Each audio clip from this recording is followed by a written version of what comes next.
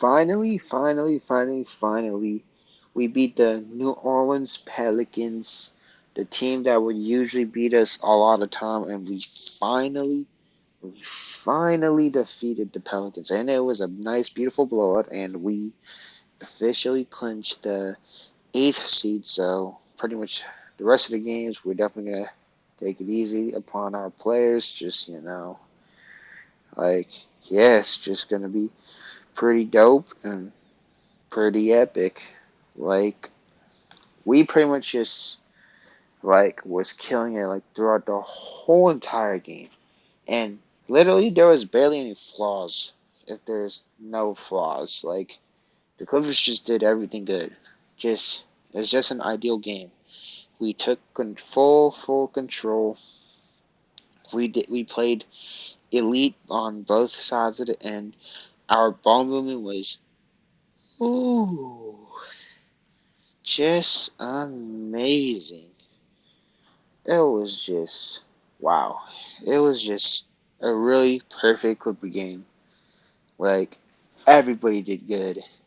So first of all, Marcus Morris dropped 22 points, 4 for 6 from the three, which or 8 for 13 for the field, which is more than 50%. And that's just beyond epic. And he also got this beautiful block on.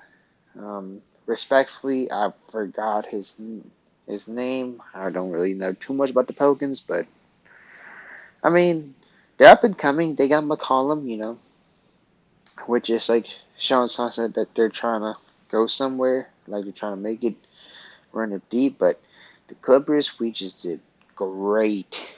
It was just, oof, it was just beyond amazing. Like the way how he played.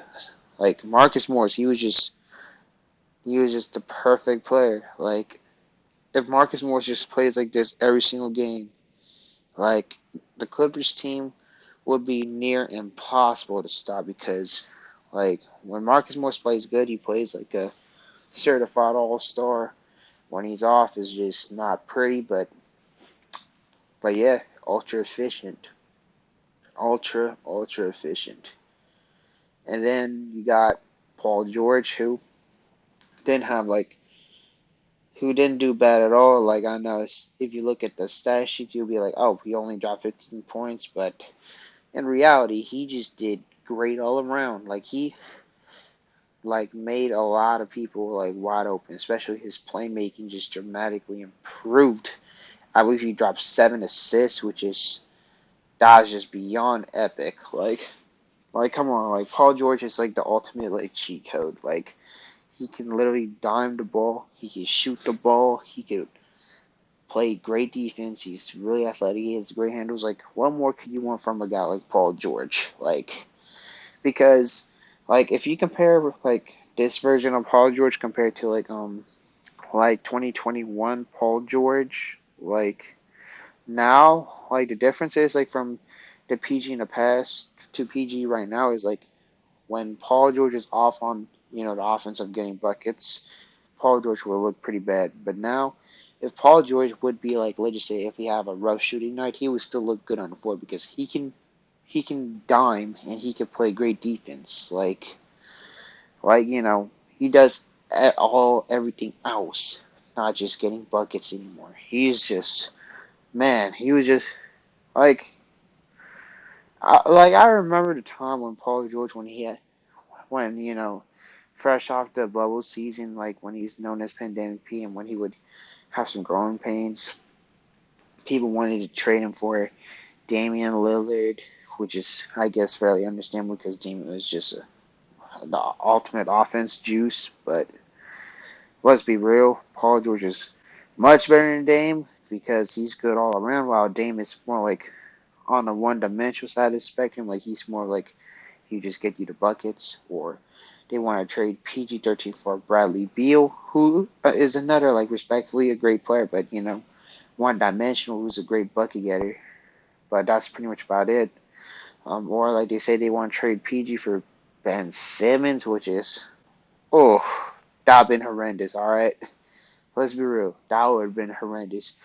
or trade PG for CJ McCollum, which is, man, with CJ McCollum, like CJ McCollum is like, he's an all-star, but like a fringe all-star, not like a premier superstar. Or like some say, trade PG for DeMar DeRozan, which would have been kind of like a win-win trade, I guess, because DeRozan is having a great season with the Bulls. But come on, it's PG. Glad the Clippers were patient enough, to keep PG, because PG, he just does it good, all elements. Like he's like he just has that element, bro. Like it's not just one ingredient. He has all the ingredients. And again, just PG is just better than ever. I think this is the best version of Paul George compared to any version of Paul George. Like 2022 Paul George is just honestly something else, just because his versatility just got way better, and versatility is the key. And you got Marcus. I mean, wait, I already talked about Marcus Morris. You got Nick Batum, who did pretty well too. Just typical Nick Batum stuff. Just knock some threes, play good defense, all that. Don't even say too much. Zubac, he played pretty good as well too. He actually played pretty good defense, and he got that beautiful, ferocious dunk. And he made a pretty good statement. And he played pretty good. Like speaking thing, like against the Pelicans, like the past two games, Jonas Valanciunas was just going crazy, and now Valanciunas, like, he didn't even attempt a three. Pretty interesting. But yeah, that's like essentially our starting five. Oh, Reggie Jackson. How could I forget about the homie Reggie Jackson? That ball was, 10 dimes, bro. Like, Reggie Jackson is morphing into, like, a more true point guard. Like, a lot of people saying the Clippers need a true point guard and all that, but Reggie Jackson, he's showing that, bro. He's showing that he is that point guard. Like, he's no longer just like a two. He's like, he plays good all elements as well, too. Like, especially on defense, too. Like, his defense improved dramatically. And Reggie, he's a pure bucket, alright? Like, ooh, just a bucket. And then you got the bench. It'll be Luke Kennard and Terrence Mann. They played pretty amazing as well, too. Luke Kennard, he was sniping it. He was just a pure, beautiful sniper. Just nothing but butter. Luke Kennard, just nothing but water. Yeah, Terrence Mann, who hustled really great, and he played really great defense, and his mid-range was pretty special. And, hey, Terrence Mann, he's playing like he's just playing like a great, ideal, great, like, contributor. Like Terrence Mann, he's definitely special, and glad the Clippers, we took the homie Terrence Mann. And then Rocco. Like, people want, like, when we traded for, like, Norman Powell, like, people saying, Norman Powell, let's go, we got Norman Powell, but Rocco, he low-key showing that he could be, like, the dark horse of the trade. Like, he may have been the real prize of the trade, because Rocco, like, man, he was killing it from three as well, too. And he also plays tremendous defense, like, everywhere. Like, this is probably, like, another reason why the Pelicans, like, they kind of struggle this time. Like, before, like, we would struggle to guard the perimeter at times, like, especially, like, a guy like Jonas Valanciunas now.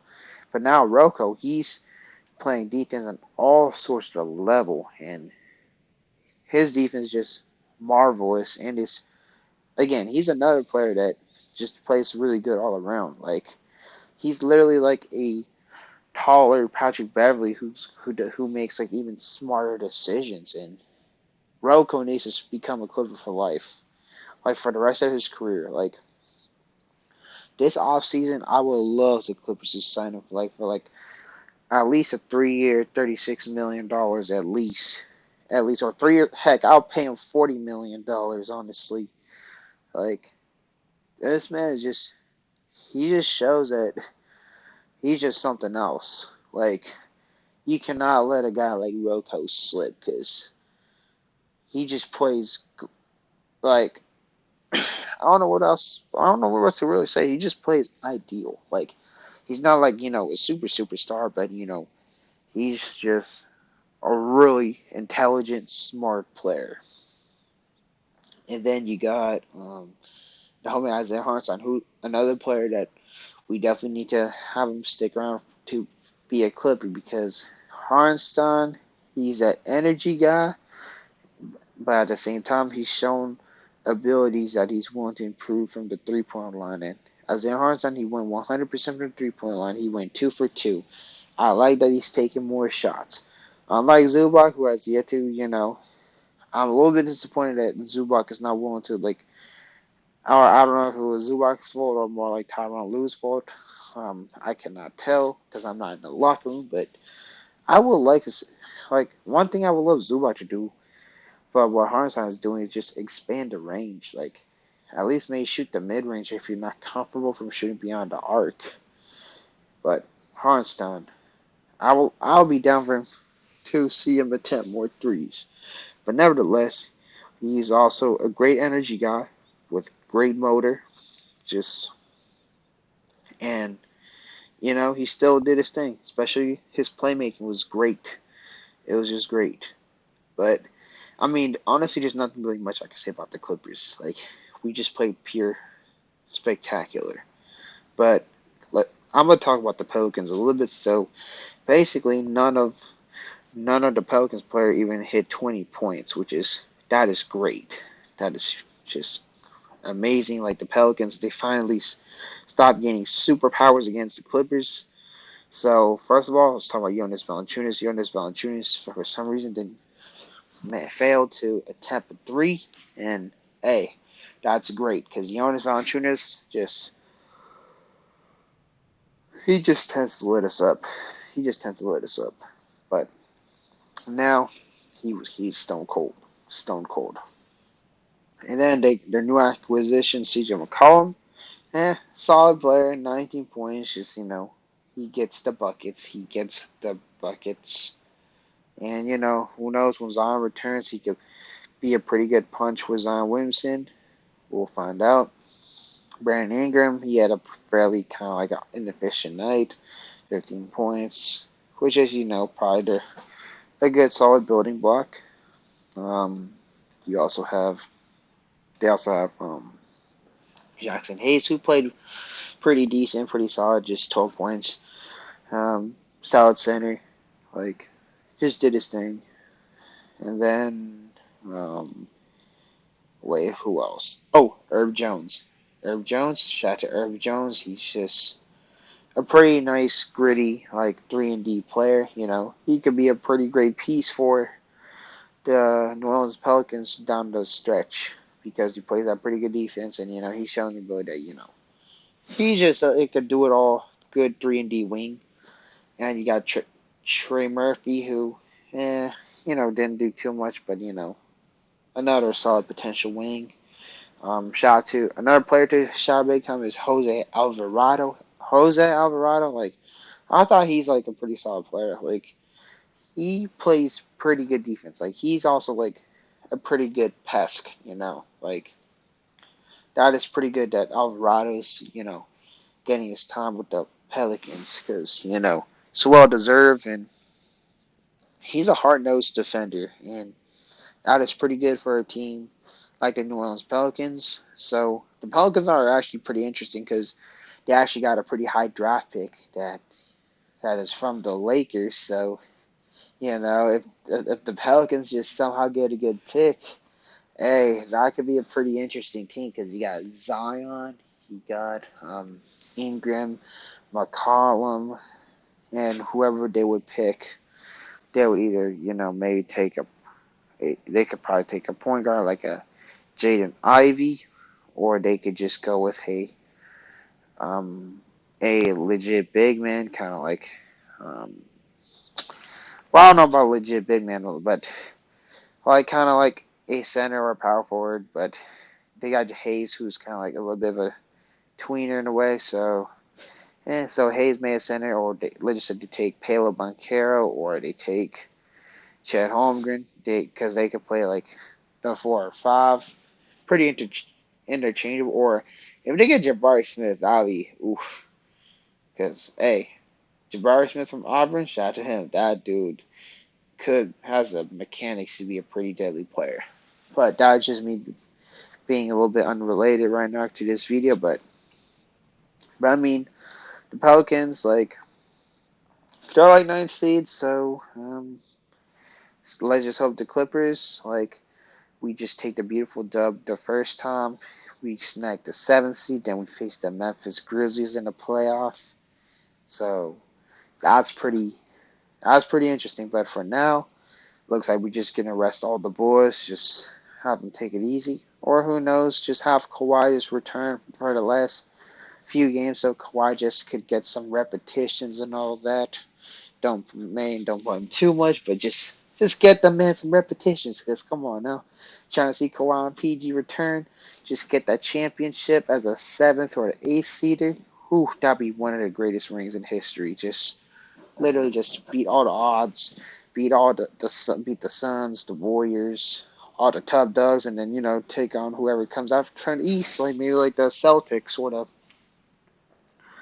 the Heat or the Raptors or whoever. Like, I would love to see the Clippers versus Celtics, just to give the epic, like, just pour the salt in the wounds of all these toxic Lakers fans who be talking all the mess to other people. Like, hey, all the Lakers fans, they're gonna be mad if the Clippers versus Celtics goes in the finals. That'll just be great.